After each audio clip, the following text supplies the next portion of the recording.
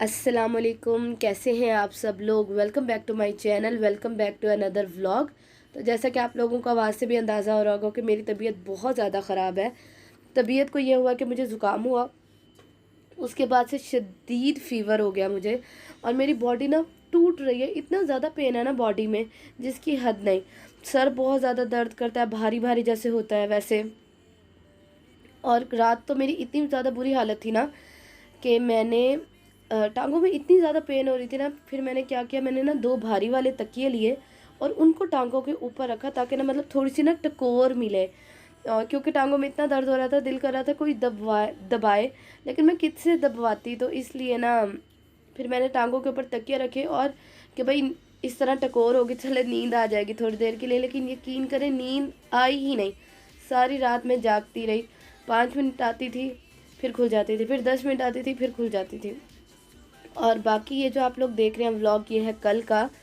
कल भी मेरी तबीयत ख़राब थी, लेकिन ना कल थोड़ी बेहतर थी। आज तो बहुत ज़्यादा ख़राब हो गई, रात से ही बहुत ज़्यादा ख़राब हो गई थी। तो अभी यहाँ मैं सुबह सुबह पी रही हूँ लेमन वाटर। मैंने सोचा कि लेमन वाटर शुरू कर दिया जाए, क्योंकि बहुत सारे लोगों को मैंने सुना है कि भाई लेमन वाटर जो है वो बहुत ज़्यादा अच्छा है आपके लिए, आपकी स्किन के लिए बहुत ज़्यादा अच्छा है, और वेट लूज़ करना चाहें तो उसके लिए भी बहुत ज़्यादा अच्छा है। मेटाबॉलिज्म को जो है वो तेज़ करता है। मैंने सोचा कि क्यों ना मैं भी ट्राई करके देखूं। लेकिन ना मैंने ना इतने से पानी में ना हाफ़ लेमन लिया था। मुझे ना ज़्यादा लेमन का ना टेस्ट जो है ना वो बहुत ज़्यादा कड़वा लगता है और नहीं पिया जाता। मैं सादा पानी 4 गिलास भी पी सकती सुबह, लेकिन लेमन के साथ ना मुझे ना बहुत ज़्यादा खट्टा सा लगता है। क्या आप लोगों को भी ऐसा फील होता है?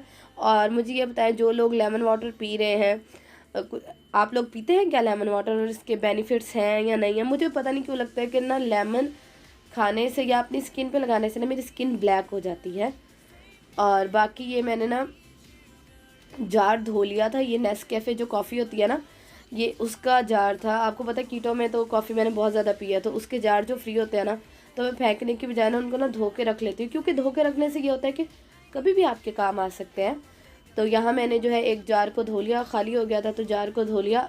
अब मैं इसके अंदर डालूँगी कोकोनट ऑयल।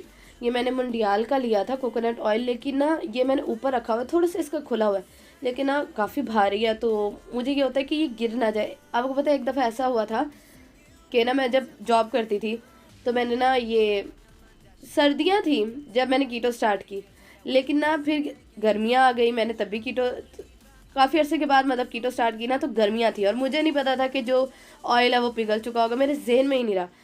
तो जिस दिन मैं सुबह स्कूल के लिए तैयार हो गई, कपड़े पहन लिए, सब कुछ रेडी हूँ, ऑटो का वेट कर रही हूँ, क्या हुआ, मैंने ये उतारा बॉक्स। ये वाला नहीं था, छोटे वाला था, सीबीसी वाला था।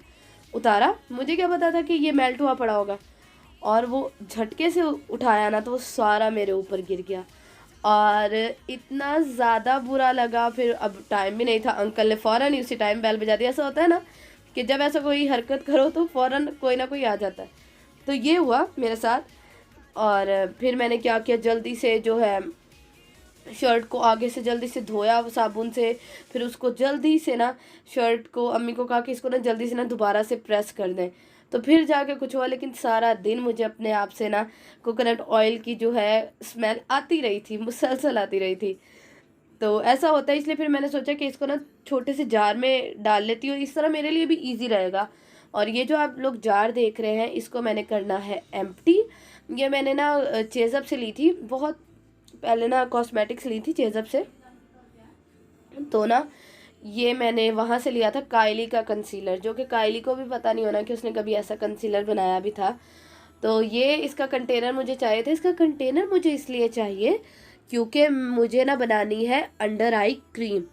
2 चीज़ों से मिलके अंडर आई क्रीम बनती है, और मैंने सुना उसका रिज़ल्ट जो है ना वो बहुत ज़्यादा अच्छा है। अंडर आई क्रीम इसलिए ताकि जो पफीनेस होती है, जो हमारी आंखों के नीचे डार्क सर्कल्स हैं और जो रिंकल्स आ जाते हैं, तो उसके लिए ना ये जो क्रीम होगी ना बहुत ज़्यादा अच्छी होगी। तो अगर आप लोग चाहते हैं कि मैं आप लोगों से क्रीम की जो सारी है कि कौन से प्रोडक्ट यूज़ होंगे, 2 चीज़ें जो है, और किस तरह बनती है, तो मुझे कमेंट सेक्शन में लाजमी बताइएगा। मैं आप लोगों के साथ लाजमी जो है वो शेयर करूँगी।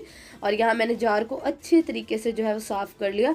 स्कॉच ब्राइट से मैं काफ़ी देर लगी रही, करती रही, पर वो हो ही नहीं रहा था। फिर मैंने क्या किया, उसके अंदर ना लिक्विड सोप डाला और उसके बाद अपनी फिंगर की मदद से किया। आप मेरे हाथ भी देख सकते हैं कि कितने भूतों वाले हो रहे हैं, लेकिन ना इस तरह मैंने इस जार को साफ़ कर लिया। तो अब मुझे जार को मैंने जब साफ़ कर लिया तो इसको मैं रख दूँगी ड्राई होने के लिए, ताकि जब अच्छे तरीके से ड्राई हो जाएगा तब मैं ना अंडर आई की जो क्रीम है ना वो बनाऊंगी।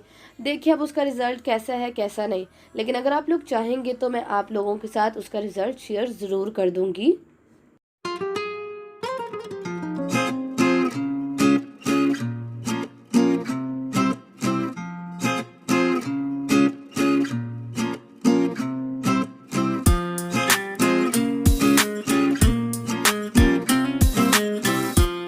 तो रात को आए हसीब, और मैं, हसीब और भाई जा रहे हैं अंडा शामी खाने। मेरा बहुत ज़्यादा दिल कर रहा था, मैंने हसीब को कहा मुझे अंडा शामी खानी है। पप्पू भाई की अंडा शामी है बाज़ार में बहुत ज़्यादा फेमस। मैंने कहा मुझे ना उसकी अंडा शामी खानी है, मुझे प्लीज़ ले चलें। तो उन्होंने कहा चलें ठीक है। तो फिर अब हम लोग जा रहे हैं। मैंने वैसे भाई को मैसेज किया कि ना आते हुए ना मेरे लिए ना चिकन पीस लेते आइएगा, लेकिन भाई ने मैसेज ही घर आके पढ़ा। आप लोगों के भाई भी ऐसे करते होंगे यकीनन, कि वैसे कहते होंगे कि अगर कुछ मंगवाना हो तो मैसेज कर देना, लेकिन जब आप मैसेज करते हैं तो वो घर आके मैसेज पढ़ते हैं। मेरे साथ काफ़ी दफ़ा ये हो चुका है। तो अभी हम लोग जा रहे हैं बाज़ार। बाज़ार में होता है, और आप देख लें कि रात के टाइम ना कितना सन्नाटा है बाज़ार में। रौनक तो इंसानों से ही है ना, तो इसलिए अब ज़ाहिर बात है रात का टाइम है, लोग शॉप्स बंद कर जाते हैं, वरना सुबह के टाइम बाज़ार में कितनी चहल पहल होती है। तो वही मैं देख रही थी कि जो रौनक है वो हम इंसानों से ही है। इंसान ना हो तो दुनिया में रौनक भी ना हो। और बाकी जो है ये हमने मंगवाई थी अंडा शामी, और हसीब तो मुझे कह रहे थे कि कीमा भी मंगवा लेते हैं, मुझे कीमा भी बहुत ज़्यादा अच्छा लगता है। तो हसीब को पता है कि मुझे ये चीज़ें अच्छी लगती हैं, तो उन्होंने कहा मंगवा लेते हैं। मैंने कहा नहीं, मुझे इतना ज़्यादा नहीं खाना। हाँ दिल है खाने को, पर इतना ज़्यादा खाने को नहीं है। तो फिर मैंने कहा अंडा शामी मंगवा लेते हैं, बस काफ़ी है। तो मैंने तो बस एक रोटी खाई थी अंडा शामी के साथ। बाहर की रोटी आपको पता है कितनी सी होती है। मैंने एक खाई तो सी मुझे कहते रहे खा लो और ले लो। मैंने कहा नहीं बस इतनी ही काफ़ी है। और हाँ मुझे एक बात कहनी थी। आप लोग मुझसे बहुत सारे लोग जो हैं वो क्वेश्चन करते हैं कि आपका और हसीब भाई का रिलेशन जो है वो इतना स्ट्रॉन्ग कैसे है, आपको कैसे ट्रस्ट आया। तो एक बात मैं कहूँगी, अगर आपके हस्बैंड आपकी केयरिंग कर रहे हैं ना, वो केयरिंग करते हैं, तो बदले में आपको भी करनी चाहिए। कुछ गर्ल्स होती हैं वो क्या करती हैं, वो सिर्फ हस्बैंड को कहती हैं कि हाँ आप केयरिंग करें, हम आपको जूती पे भी नहीं लिखेंगे। इस तरह नहीं चलता। मियाँ बीवी गाड़ी के दो पहिए हैं, गाड़ी के दो पहियों को आपस में साथ चलना चाहिए। जब आप साथ चलेंगे, आप एक दूसरे को अंडरस्टैंड करेंगे, तो देखिएगा रिलेशन इतना ज़्यादा स्ट्रांग हो जाता है जिसकी हद नहीं। और यहाँ हसीब और भाई को जोश चढ़ा जी पान खाने का, तो ये लोग खा रहे हैं पान। और अल्हम्दुलिल्लाह मेरा जो हसीब का रिलेशन है माशाल्लाह बहुत ज़्यादा स्ट्रांग है। ना मेरा हसीब के बगैर गुजारा होता है, ना हसीब का मेरे बगैर गुजारा होता है। लड़ाइयाँ तो हर घर में चलती हैं ना, ये तो नहीं होता कि लड़ाइयाँ ना चलें, लड़ाइयाँ तो हर घर में होती हैं, तो हर जगह पे होती है। लेकिन अल्हम्दुलिल्लाह हमारी लड़ाई ना कभी भी एक दिन से ज़्यादा नहीं रही, 2 या 3 घंटे रहती है। तो रिलेशनशिप को स्ट्रॉन्ग करने का यही है कि अगर आपके हस्बैंड आपका ख्याल कर रहे हैं तो आपको भी उनका डबल ख्याल करना चाहिए। इतना ख्याल करें कि हाँ भाई उनको भी पता चले कि हाँ मैं अपनी बीवी के लिए अहम हूँ। उनको एहसास दिलवाएं, उनको फील करवाएं कि हाँ जी आप मेरे लिए अहम हैं। कभी भी हस्बैंड हो या वाइफ हो, जो भी मेरा सुन रहे हैं व्लॉग, कभी भी ना एक दूसरे को फॉर ग्रांटेड नहीं लेना चाहिए। तो मैंने वहाँ खाई थी एक रोटी। तो मैंने हसीब को कहा मुझे ना बर्गर ले दें, क्योंकि मैंने ना हसीब ने लिया है नया मोबाइल रात को, और वो मुझे दे के चले गए कि ना इसकी ना सेटिंग्स वगैरह सारी कर देना। मैंने कहा ठीक है मैं इसकी सेटिंग्स वगैरह सारी कर दूँगी। तो फिर मैंने कहा मुझे ना बर्गर खाना है, वो इसलिए खाना है क्योंकि फिर मैं ना बोर होंगी सेटिंग करते हुए, क्योंकि आपको पता है चीज़ें डाउनलोड होते हुए ना टाइम तो लगता है। इसलिए मैंने फिर अपने लिए यहाँ लिया बर्गर, और बर्गर मैं इंजॉय करूँगी, और साथ में जो है हसीब के मोबाइल की सारी जो है वो सेटिंग करूँगी। तो हसीब मुझे मोबाइल दे के ना चले गए, तो फिर मैं रात सारी बैठी रही कि इसको ना सेट कर दूँ। तो ये देखें, ये चीज़ें होती हैं जो अहमियत का एहसास दिलवाती हैं। एक दूसरे से प्यार करें, एक दूसरे को फॉर ग्रांटेड कभी भी ना लें, देखिएगा रिलेशन कितना स्ट्रॉन्ग होता। और हाँ एक बहुत अच्छी बात बताऊँ, कभी भी हस्बैंड के सामने उसके घर वालों की बुराई मत करें, ठीक है। अगर उसके घर वाले कभी आपके साथ बुरा कर लेते हैं ना, तो वो भी जो आपके हस्बैंड है वो बच्चे तो नहीं है, वो खुद टैकल करेंगे उस चीज़ को, आपने कह के बुरा नहीं बनना। इन बातों पे मेरी यकीन रखिएगा, देखिएगा आपका रिलेशन कितना स्ट्रांग होता। और थैंक यू सो मच मुझे इतना ज़्यादा प्यार देने के लिए। रात को मैंने पोस्ट लगाई, फिर मैं सो गई, तो मुझे सुबह इंस्टाग्राम पे इतने ज़्यादा मैसेजेस आए हुए थे और यूट्यूब पे बहुत ज़्यादा कमेंट्स आए हुए थे उस पोस्ट के नीचे कि आप कैसी हैं। तो अल्हम्दुलिल्लाह अब मैं बेहतर फ़ील कर रही हूँ।